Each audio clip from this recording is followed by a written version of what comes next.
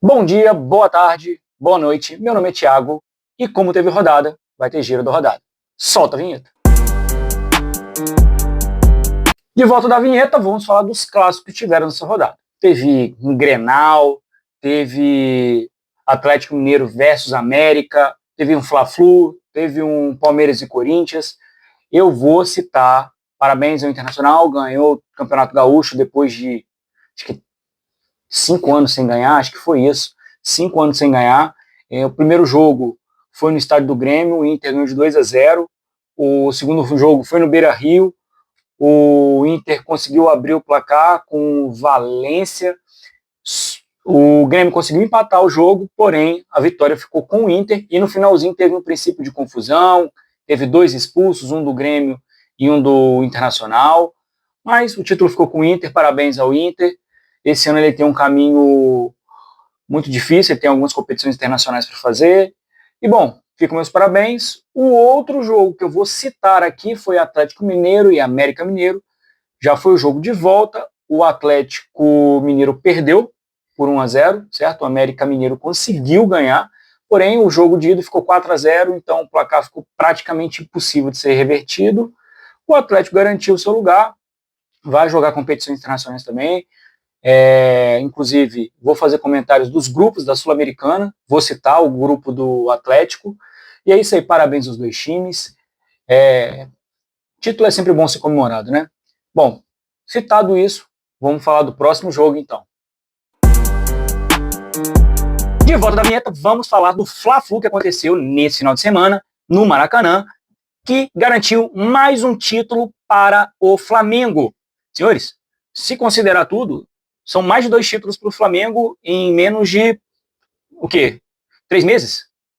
Muito bom ao time do Flamengo, parabéns, principalmente ao Felipe Luiz, que entre as qualidades, sempre ter 2 jogadores marcando quem está com a bola. O que parece brincadeira, mas se você analisar muito bem o jogo, ou não, se você só parar para ver, tem pelo menos 2 jogadores sempre fazendo pressão, e uma pressão alta direcionada para roubar a bola e fazer um contra-ataque rápido.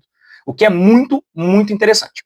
Bom, foram 2 jogos, os 2 jogos aconteceram no Maracanã. O primeiro jogo ficou 2-1 para o Flamengo, o Fluminense conseguiu marcar no finalzinho com o Keno, que entrou e deu uma cabeçada, salvo engano, fazendo o Rossi sofrer o terceiro gol, eu acho, segundo gol. O Nuno Moreira fez e o Rossi tomou um agora, segundo gol no Carioca. Cara, é muito bom, o Fluminense naquele jogo mostrou uma intensidade física muito grande, às vezes não tanta qualidade, mas intensidade, não desistiu do jogo, jogou para frente, buscou a vitória. Bom, esse jogo, eu não gostei muito, nenhum dos dois, nem do Flamengo, nem do Fluminense. Eu vou começar com a escalação do Fluminense, certo? Porque tem um episódiozinho pós-jogo, pós-primeiro jogo, na realidade. O que acontece? O Fluminense perdeu o jogo, mas poderia virar nessa segunda etapa da final, correto? E houve uma discussão entre o Luiz Araújo e o Freitas, né, que é o nome dele do jogador. Alguma coisa em relação ao time, a ter jogado na Europa, e o Freitas ficou mordido com a situação, ficou chateado, incomodado, e acabou. Pelo que eu entendi, não teve agressão, mas teve uma tentativa, um empurra-empurra, o árbitro viu, expulsou o Freitas e colocou na súmula, ele não pôde jogar esse jogo, certo? Ah, mas faria diferença? Faria, porque o Fuentes, que é lateral, na minha visão, um lateral esquerdo muito bom, ele não pôde jogar. E o Freitas joga pelo lado esquerdo. Mesmo sendo zagueiro, ele joga pelo lado esquerdo. E aí jogou o René jogou bem, teve uma oportunidade ou 2, mas eu senti que não estava tão confiante, porque o Canóbio recuou muito para poder recompor esse lado esquerdo. O que me fez entender que prejudicou não só o contra-ataque do Fluminense, que colocando o Lima para jogar, eu acho que era o objetivo do Mano, fazer o Lima dar essa bola longa no Arias ou no Cano, perdão, no Arias ou no Canóbio, o Cano para mim era para ficar, ele estava sempre à frente, ele junto ao meio de campo, para tentar estar à disposição dos pontas, certo? Eu achei os 2 laterais do Fluminense muito abaixo. O Samuel Xavier jogou de titular, eu não entendi porquê, não sei se o Guga sentiu alguma coisa, foi porque estava perto de estourar, mas eu não gostei do jogo do Samuel Xavier. Também não sou torcedor, talvez seja minha imagem, minha visão de ver esse jogador nesse jogo, talvez eu estivesse pressionado. Fora disso, também não gostei da presença do Lima, acho que o Arias na posição do Lima jogaria melhor. Eu entendo que o Mano Menezes ele quis colocar um jogador que distribuísse a bola e segurasse mais do que o Arias. O Arias tem a tendência de pegar e partir para cima, no 1 contra 1, buscar uma tabela, porque ele é um jogador de intensidade física, eu entendo essa parte. Como eu já falei quase todos os jogadores do Fluminense, eu vou falar a escalação. Sem olhar, hein, galera. Fábio, René, Thiago Silva, Ignacio, Samuel Xavier, Martinelli, Otávio, Canóbio, Lima, Arias, Cano na frente. E o Cano praticamente foi inoperante, não teve muitas oportunidades. O René não sentia tanta confiança, mas ele teve uma boa jogada no início do primeiro tempo, onde ele, de um cruzamento, salvo engano, sobrou o rebote para ele, deu um chute perigoso na direção do gol do Flamengo. E é isso. O Fluminense fez uma pressão inicial, 15, 20 minutos, só que ele não impediu, mas ele não preencheu um lugar que o Flamengo tem muita qualidade para jogar, que é o meio de campo. E eu não estou falando no meio de campo, literalmente no meio.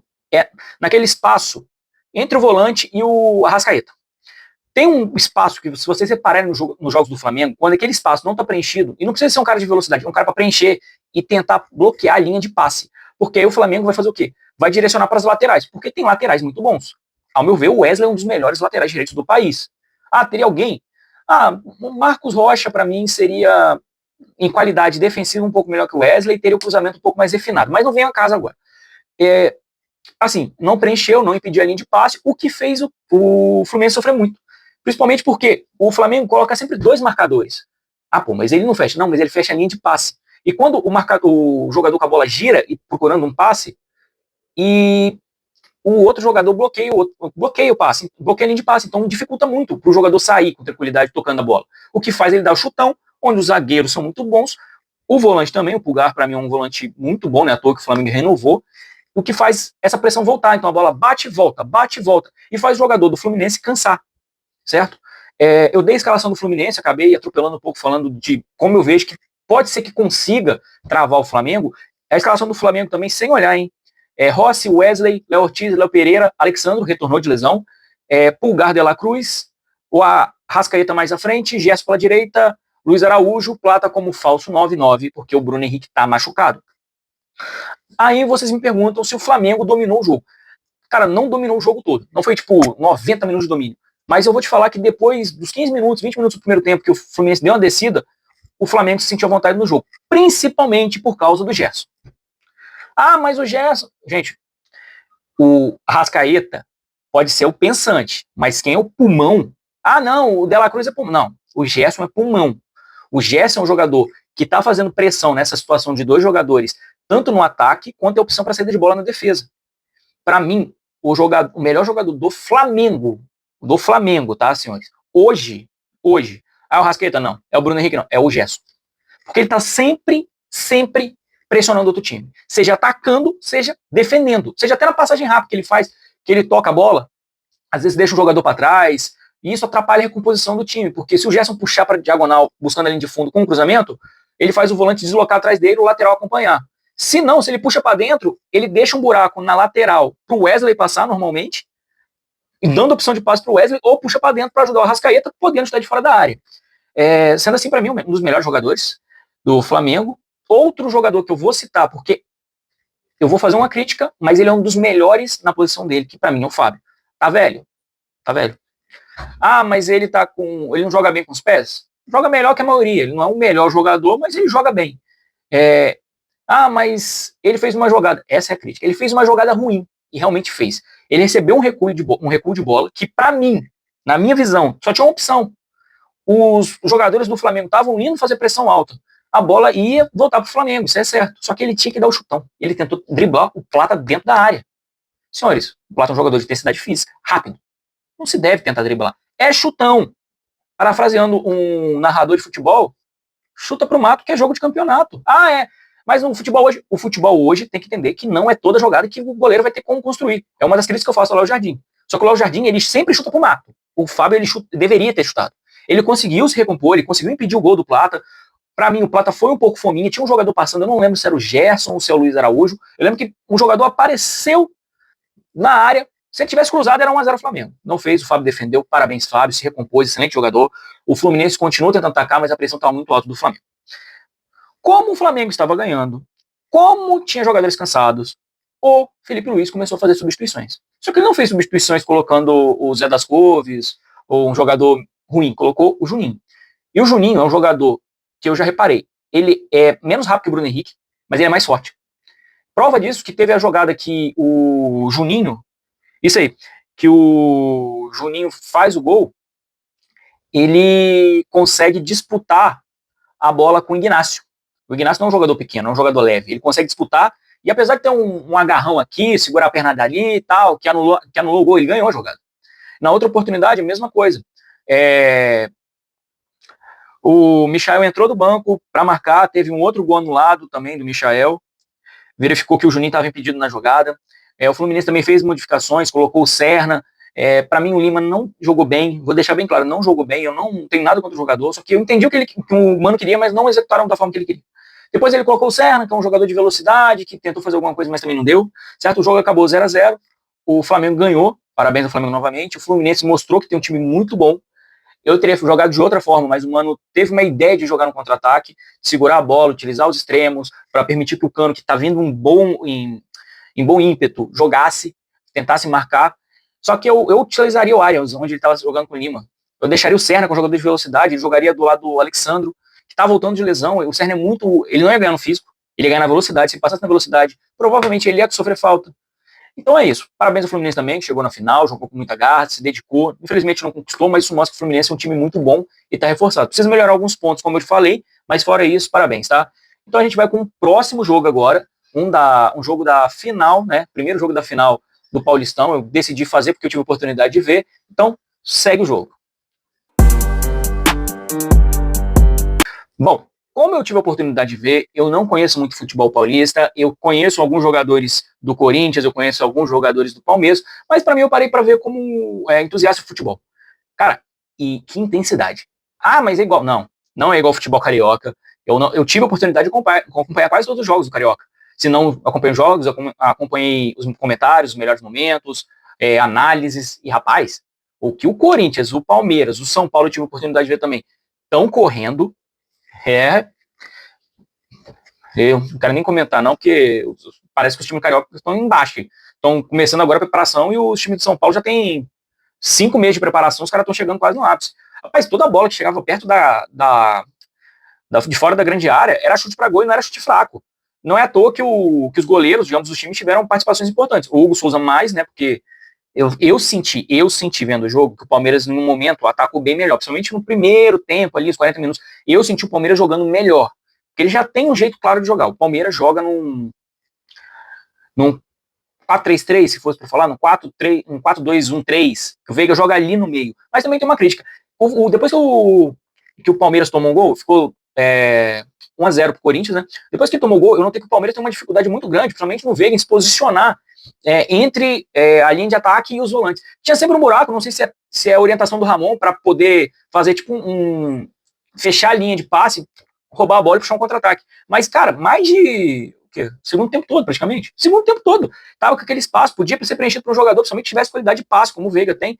E não deu, mano. Não preencheu, não sei porquê. Eu sei o que eu vi. E eu vi que ficou esse espaço. E, mano, pensa na parada agoniante. E eu nem sou torcedor do Palmeiras.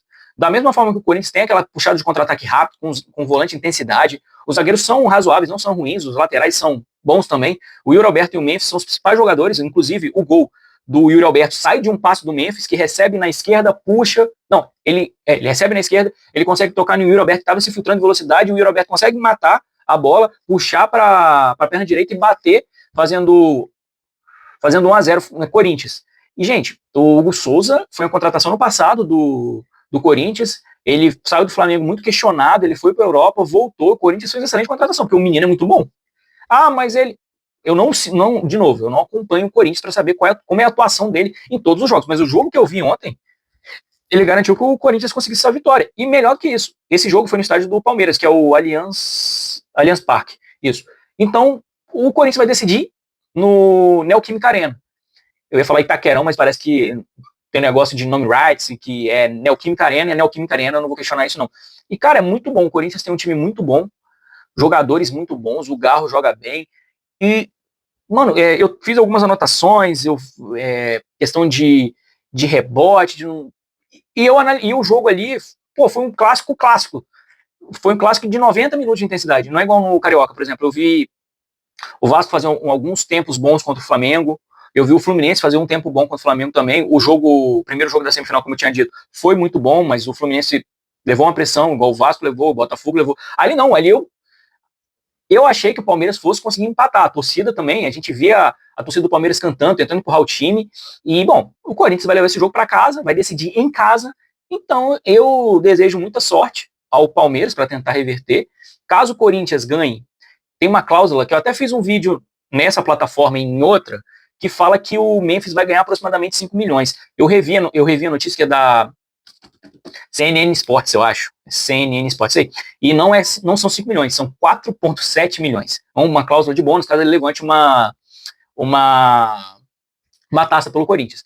O que é bom, o Corinthians levantar, ganhar um título é sempre interessante, mas eu acho que é quase o prêmio inteiro da competição. Importante citar também que o Palmeiras, nesse jogo que fez em casa, torcida única, o que se estabelece em São Paulo, ele lucrou praticamente o valor da premiação, se eu não me engano. Então, não acredito que vai fazer muita falta aos cofres do Palmeiras. Lembrando que tem alguns jogadores do Palmeiras, como o Paulinho, que não estrearam ainda, porque estão voltando, vão se recuperar de lesão, né? Então, parabéns ao Corinthians pelo primeiro jogo. Provavelmente eu vou trazer um giro de rodada desse jogo do Palmeiras, se tudo der certo. Se não, vou deixar só um Reels mesmo, porque vai ser mais curtinho, certo? Então, vamos falar agora de outra coisa. Vamos falar agora do outro jogo. Agora a gente vai falar do Vasco da Gama. Já coloquei a blusa, vamos falar do Timão. E o que eu tenho que falar com o Vasco? O Vasco foi fazendo uma pré-temporada, depois da pré-temporada de todo mundo, ele está fazendo agora, que não faz sentido nenhum. Porém, já que eu já estou falando do Vasco, pré-temporada e tudo, vamos falar. O Vasco fez um jogo treino com o Maricá no final de semana, ele ganhou de 4-2, depois de perder a primeira parte do jogo, né? O Vasco fez 4 tempos de 30 minutos, os 2 primeiros ficaram com o Maricá 2-1. Foram 2 gols de ex-jogadores do Vasco, o Ryan descontou, certo? Importante dizer que o Vasco jogou com o time titular, não foi um time alternativo, foi Léo Jardim, PH, João Vitor, Maurício Lemos, Piton, Hugo Moura, Jair, Garré, Ryan, Nuno Moreira e Verrete. E, bom, o Vasco não conseguiu ganhar os 2 primeiros tempos de 30 minutos, os 2 segundos, onde houveram substituições, o Vasco ganhou com o gol de Paulinho, Esforza e Souza. Cara, o Souza não joga tem 2 meses? Acho que um mês e meio, no mínimo. O Esforza também não foi relacionado, não foi aproveitado. Eu acho ele muito, muito bom, mas tem a questão física. Eu acho ele muito mirrado. E eu acho mesmo ele muito fraquinho, entendeu? Você vê na explosão dele que ele não é tão rápido, você vê que, cara, não sei. E o Paulinho de Paula não estava sendo relacionado quando começou a ser por causa da lesão do Tietchan, e eu não acho que ele tá jogando bem, tá? Eu acho que ele tá muito nervoso. E ele tá muito ansioso, certo? Bom, fora isso, eu fiz um vídeo que está aqui no canal, nos Reels, e também no outro aplicativo que eu uso, falando que o Palácios não vem mais, melou a negociação, certo? É uma notícia do Vene Casagrande. É importante citar também que na data de hoje foi sorteado os grupos das Sul-Americanas, e eu vou depois falar agora. Vamos falar agora. O grupo do Vasco. Lanús, Vasco da Gama, vou pegar minha cola aqui que eu ia falar depois, mas já que já está aqui, Puerto Cabelo, meu espanhol bem ruizinho, então já peço desculpa já, e Melgar. Lanús, Argentina, Puerto Cabelo, Venezuela e Melgar, Peru. Cara, o meu maior medo é que o Vasco vai ter jogos de... Agora não, porque vai ter sorteio da terceira fase da Copa do Brasil ainda. Mas ele vai jogar a Copa do Brasil, vai jogar a Sul-Americana, vai jogar o Brasileirão. O meu maior receio, não é nem medo, receio, é que o Vasco não tem elenco e condicionamento físico para poder fazer esses jogos. Por quê? Vamos lá. Eu não vou tentar me alongar muito. Todos os jogos que eu vi, o segundo tempo do Vasco sempre cai. É o momento onde eu acho que o técnico tinha que fazer substituições. Ele olha para o banco e não se mexe. O que me deixa um pouco agoniado. Por exemplo, o Verrete vai jogar com o time Puerto Cabelo, que é lá da Venezuela. Ou do Melgar, que é no Peru, que é alto, tem uma altitude considerável. Ele vai voltar, vai ter que fazer o jogo do Brasileirão. Não vai colocar o Verrete, vai colocar quem? O Ryan vai ter que jogar lá também. Quem que vai colocar no lugar dele? Não, vai tirar o Verrete, vai colocar um falso 9, vai colocar o Alex Teixeira. Pô, tem a possibilidade.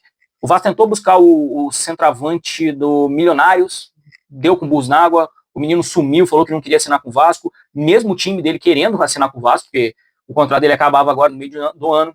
O Palácios não é um jogador, um atacante propriamente dito, ele joga ali pelo meio, joga ali pela esquerda, pela direita na realidade. Eu até fiz um comparativo com o Alisson, que foi negociado do Atlético Mineiro, motivo muito provável de terem barrado a transferência dele para o Vasco de empréstimo, porque agora ele vai ter espaço para jogar lá. Um dos motivos dessa transferência seria a falta de espaço no elenco, certo? Lembrando que o Atlético Mineiro também está sofrendo com lesões, o Hulk estava lesionado, até postou um vídeo durante o Carnaval treinando, e outros jogadores estavam na balada, mas ele estava treinando. E, bom, eu vou fazer um vídeo só falando dos grupos, principalmente do Fluminense, do Flamengo, do Botafogo, mas a princípio eu queria fazer esse detalhe do Vasco, né?